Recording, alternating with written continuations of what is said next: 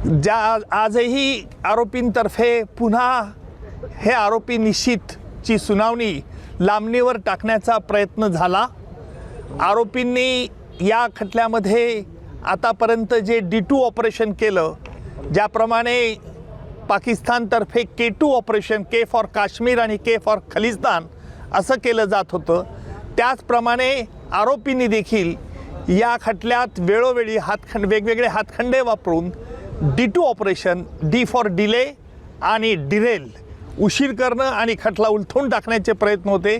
त्याला आज आरोप निश्चित झाल्यामुळे या प्रयत्नांना चाप बसलेला आहे आणि यापुढचं सुनावणी, यापुढे जी 9 तारखेला सुनावणी आहे त्यामध्ये सरकारतर्फे कागदपत्र ज्यांच्यावरती प्रॉसिक्युशन भिस्त ठेवत आहे ती कागदपत्र आरोपीला मान्य आहेत किंवा अमान्य आहे याच्याकरता विचारलं जाईल।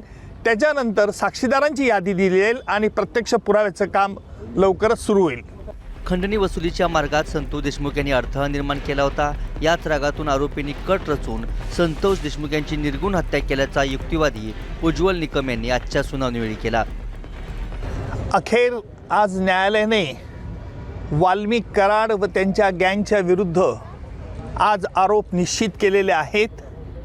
दिनांक 9 डिसेंबर 2024 रोजी संतोष देशमुख यांचा कट करून संगनमताने आरोपींनी खून केला आणि त्याचप्रमाणे यातील काही पुरावा नष्ट करण्याचा प्रयत्न केला।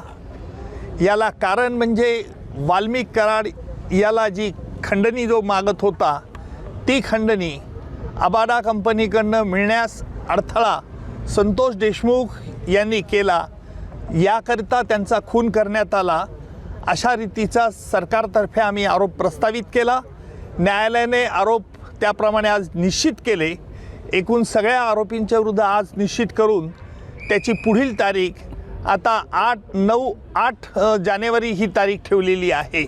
संतोष देशमुख हत्या प्रकरणाची पुढील सुनावणी 8 जानेवारीला होईल। न्यायालयाने दोन्ही बाजूंचे म्हणणे ऐकून घेतल्यानंतर आता प्रत्यक्ष पुराव्यांचे काम सुरू होण्याची शक्यता आहे। मकोका न्यायालयात आरोपींवर आरोप निश्चिती झाल्यानंतर संतोष देशमुख हत्येचा खटला लवकरात लवकर निकाली काढण्यासाठी सरकार पक्षाकडून पाठपुरावा केला जातोय।